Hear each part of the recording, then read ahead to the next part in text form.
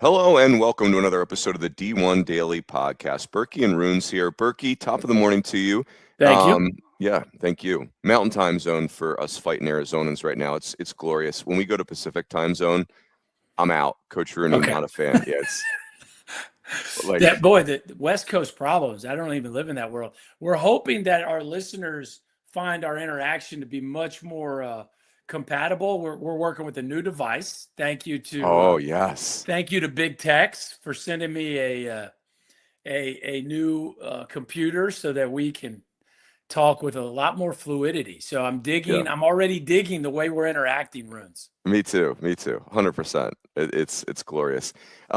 Burkie, so we like the fake season's almost over, which is Mm-hmm. amazing. Yeah, yeah, I've the had my fill. Have you? Hey, Coach Rooney's got 2 of his 3 conference previews done. Now we will remain in the no sleep zone this week, and we will be banging out the Atlantic 10 preview. Mm, I, mm. I, I can't take any more messages from you. Just dying to get your hands on my A10 preview. But the I'll leave you alone. I'll yeah, leave you alone. thank you.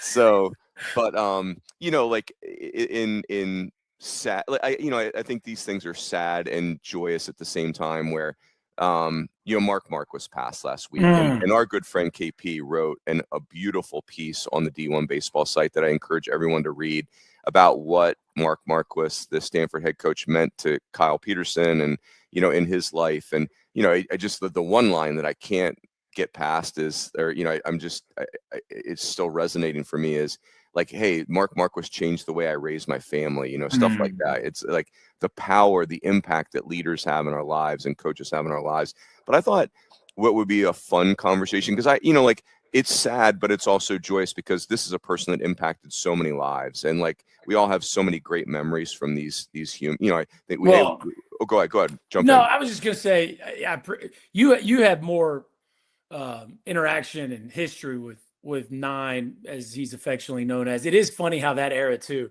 So many guys went by numbers, right? We have Yeah, 11, we have 9. Coach D used to like to be called 8, which is funny, because he was an nice. 11 disciple, and that's all gone by the wayside. But isn't it a trait of that era? But what I would say is I was fortunate enough, my third year doing games in 2014, Vanderbilt hosted Stanford in a Wow. super, and Dave Neal and Kyle Peterson and I did the super, and that was my first interaction with Mark Marquess. And you know, a lot of things you could probably find um, a happy medium somewhere in the middle of this, but I think the trait that I took away from Mark Marquess, and it really embodies the fact that he carried around the briefcase, is, hey man, this is serious what we're doing. Like, Mm, we're at work. You know what I mean? Like, this is, yeah, we're playing college baseball and I'm coaching young men and this is a game, but like, not really, not really. Like, we're working here, you know? Um, and what's interesting is he caught Corbs at, not to say Corbs doesn't have another peak run in him. He's obviously, they were the number 1 national seed last year, but like, that was 14. They won it all. 15, they arguably had a better team, and they lost in game 3 of the championship series. But like, we all know that first 10, 12 years of Corbs was just a total rocket ship. And I think Vandy swept Stanford. I think they won both games. But there's a lot of similarities between Marcus and Corbs, just in, hey man, we are here to work. Like, and mm-hmm. and there is a business-like fashion, a seriousness, not unlikable, not like standoffish, but just like, what we're doing here matters. Like, bunt plays and our BP routine and the way we take infield, outfield, like this stuff. It was not casual. Let me put it that way. And I think that was palpable in my interaction with him. Yeah, yeah. I think a couple things jump out as you say that. Is one is that generation of coach, and we have some of them still in this generation. Like I think about Corbs, like you said, Jim Schlossnagle. I think about Dan McDonald, where they really were put on this earth to be CEOs of Fortune 100 companies. They just got stuck in college baseball, right? Like, and we are the benefactors of that. Yeah. Yeah. And Well Coach said. Coach Marquess was like that. And I just think about, you know, you're right, the Stanford Vandy comparison, you know, is unavoidable, where like these incredible academic institutions that play in awesome leagues and in attractive places. And, you know, I never got to recruit against Vandy in the heyday once Corbs got it rolling, but recruiting against Stanford under, you know, when with Coach Marquess and obviously Dean Stotts is his number one assistant, it was impossible. It was like, hey, Roons, go do brain surgery blindfolded. Like that's your success level. Like what am I supposed to tell a family? Palo Alto stinks. Stanford's a fake strong education. Like the degree's overrated. That's right. Really, all you could say is like, do you really want to work that hard at school? Like, and you're not supposed to do that when you're in education, so to speak. But like, that would be the angle I would sell. I mean, the angle you'd sell is like, you're not going to play for 2 years, because Eric Bruntlett, like he watched baseball for 3 years, I think, or 2 years at least, and that dude was a 10-year big leaguer. Right. So, but you're right, Coach Marquess. Here's the thing I would say about Coach Marquess that stood out. Like their players were so good, so good. I'll never forget my first year. I've told you the story where, you know, Justin Wayne's their Friday night guy. It's the first Pac-10 game I ever coached in. I'm like, okay, sure, their Friday night guy's awesome. What did I expect, right? And then Jason Young throws on Saturday. I'm like, okay, I'm out. Like what? Like that's your number two's throwing a million with some changeup that's going sideways, and you know, like anyway. But they're like, everyone got treated the same at Stanford. It felt like at the other, like, I don't care if you're Carlos Quentin or John Mayberry Jr. during BP, you are going to buzz around the field. Like there's no styling and profiling at Stanford, and you're going to wear your uniform this way. And you know, like it was controversial, but Coach Marquess was like, we're not leg kicking, and we're going to move the baseball. Like even you big monsters, you're going to move the baseball, and guess what? You're going to hit 20 home runs anyway. And so I'm not saying that like agree or disagree with that. The conviction was compelling. And, you know, again, during when you were playing Burkie and when I was coaching, they were in Omaha 5 straight years. That's not even possible to do. Like, and they played in the national championship game 3 out of 4 years. So yeah, anyway, Coach Marquess, what a special person. And he played quarterback, and you know, the whole deal. But it's just like, you're right. There was a golden era of coaches in that period of time, that, you know, Mike Martin and Wayne Graham and Mark Marquess and Jim Morris and Skip Bertman and Ron Polk. And I feel blessed to have played in that era, and played against, you know, all those guys. And then of course their trees are now, you know, either the stars of our sport today or have influenced the stars of our sport today. But it really was, in a lot of regards, a golden era of, you know, the Mount Rushmore of college baseball. I think we have an incredible group today, no question about it. But I think even they would tell you that most of them find a lot of their roots in what they learned from that generation of coach. Yeah. So I'm going to ask you about your Team USA staff, Burkie, because that's the coolest thing about Team USA, I think, is like, obviously it's the best players in the country, but it's also the best coaches in the country. And but I do think, to put a bow on what you just said, that generation of coach, and I'm thinking about Skip Bertman and Ron Polk and Augie Garrido and, you know, Coach Marquess. I forgot Augie. Gosh. Yeah. So many of these guys, like they grew our sport on just sheer personality and will. Like they forced college athletics to take our sport seriously. And now, like you're saying, this new generation, they're just taking it to the next level. Tell us about your USA staff, because that sounded incredible. Yeah, it was very West Coast-ish. You know, Mike Gillespie, Skip, as he was affectionately called, was coming off a 98 national championship. So this was the summer of 2000. He had won the 98 national championship with USC and was the caretaker of that legendary program. And his pitching coach was John Savage, who was soon to take over as the UCLA head coach. He was our pitching coach. Frank Cruz was the head coach at Loyola Marymount. He was on that staff. Lalo Prado, the head coach at the University of Louisville, which was kind of cool because, you know, I grew up in Louisville, so I had known Coach Prado. And then Tim Corbin was one of our assistants, and Corbs was just young, and he was at Clemson at the time and full of energy. And so we had this incredible staff, and Skip just had this, larger than life personality, really. And we had this incredible team with Mark Teixeira and Mark Pryor and Kirk Sarlos and Ryan Howard and Bobby Crosby. And, John Savage likes to tell the story that Jeff Keppinger and Gabe Gross didn't make the team. It's crazy. Xavier Nady and Patrick Boyd and I'm leaving Anthony Reyes. I'm leaving people out, but we had this awesome team. And at the time, I don't know where it stacks up now, but we had the best record ever from Team USA off of that group. And Skip just had a way of motivating you. He had a way of endearing himself to you, but through the lens of, I'm a little afraid of, if we don't meet the standard today, the way the post-game chat is going to go. And the age-old question, would you rather be loved or feared? And I really believe that every head coach, truly, the answer is kind of both. And some fall a little more on one side of the edge than the other. But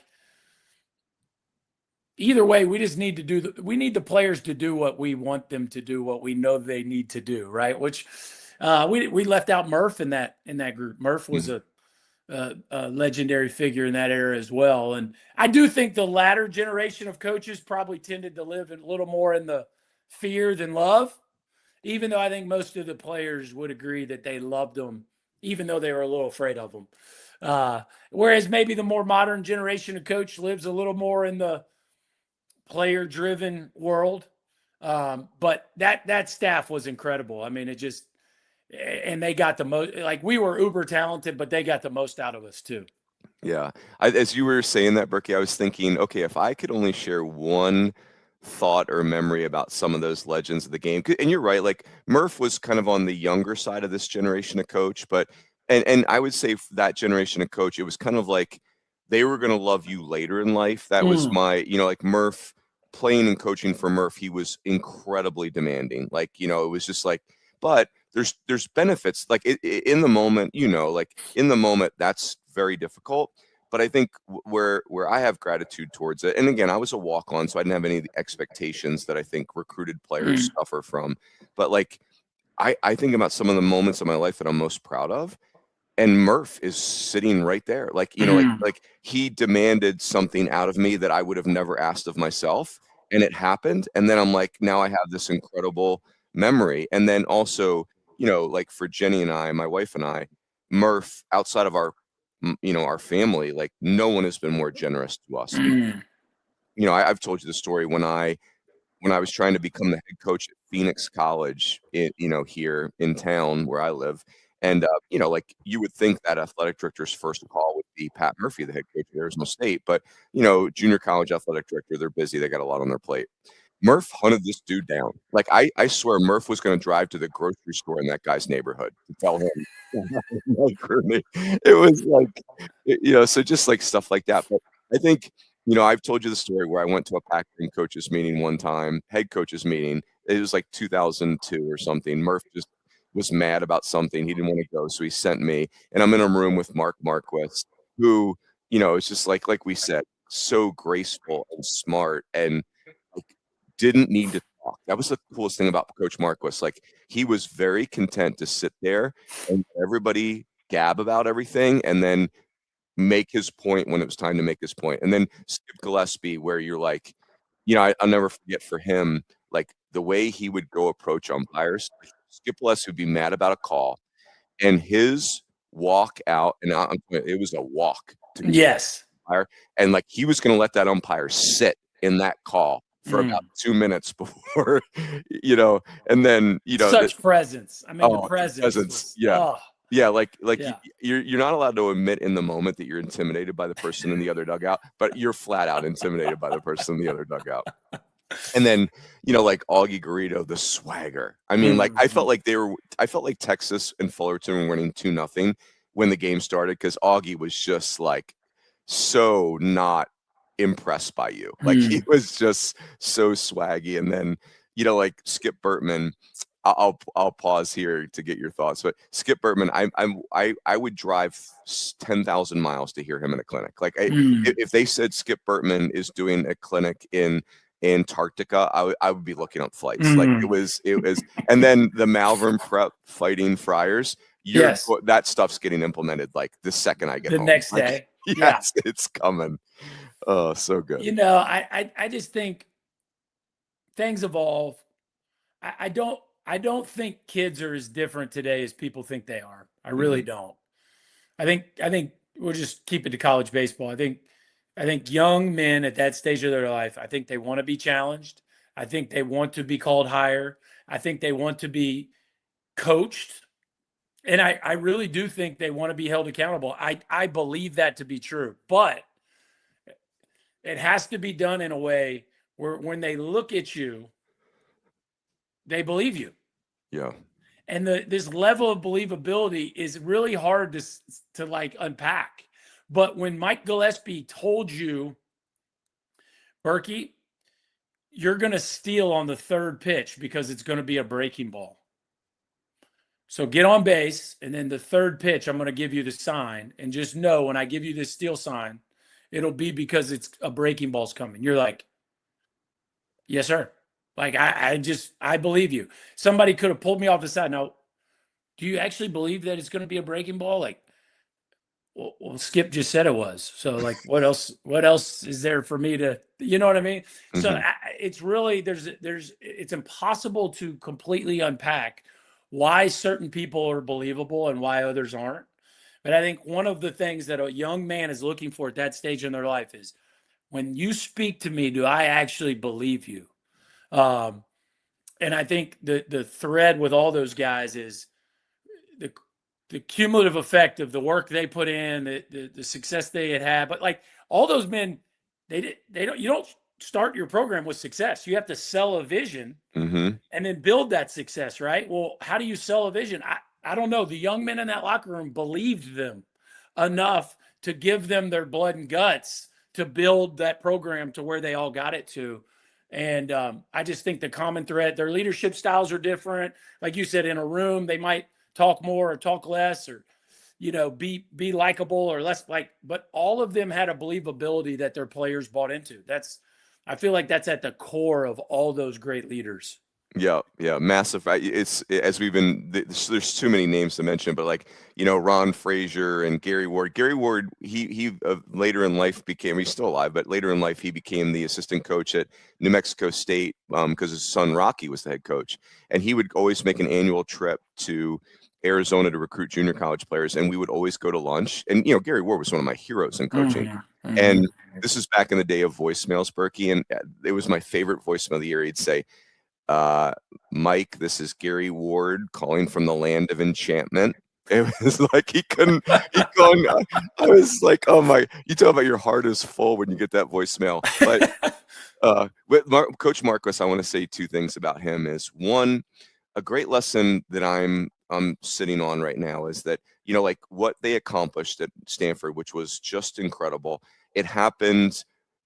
Like Coach Marquess was a genius, but the partnership he created with Dean Stotts, and I might mess this saying up, but what's the expression? You can go quicker by yourself, but you can go further with others. And like, I need that lesson in my life. Like, I tend to be the person that I just want to like do it myself and get it done with. If you want to go fast, go alone. If you want to go far, go with others. That's the way I've heard it. Yeah, that's it. And like Coach Stotts and Coach Marquess were very different personas and personalities. But man, what a duo! Like they were impossible to beat together. And then I just reiterating what you said earlier, Coach Marquess's energy. Like if you were the whole Stanford baseball situation, like the second you showed up at that field, he sent this kind of vibe and message that you better have your A game today. Like this is going to be a very talented group that is going to be very high energy.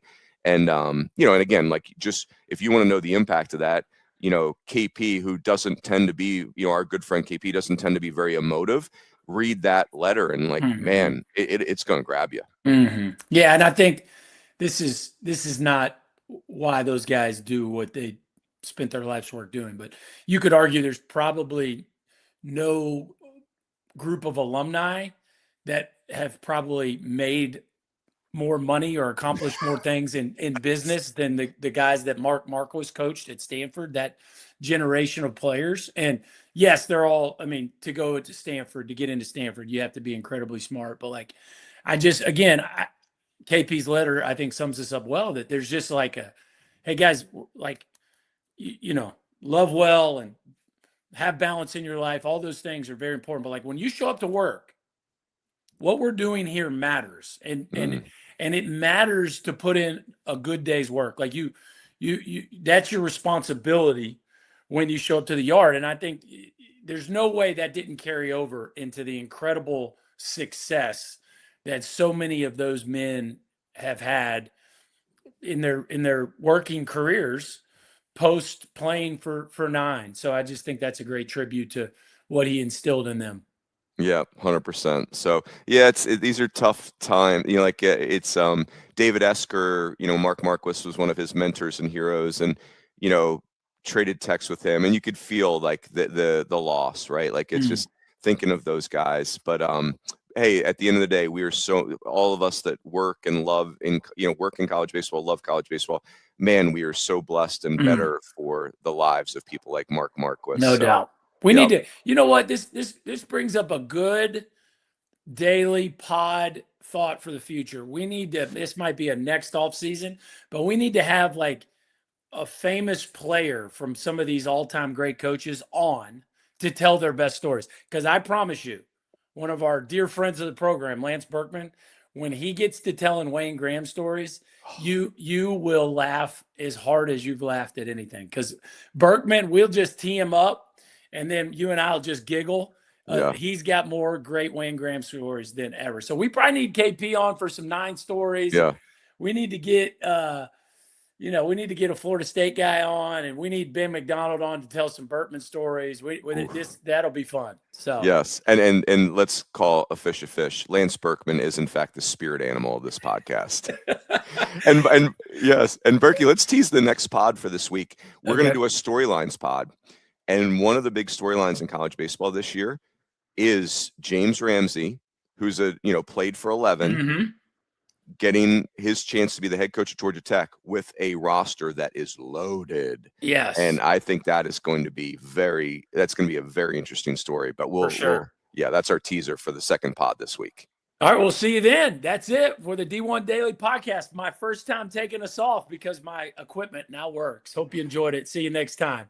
For Mike Rooney, so long.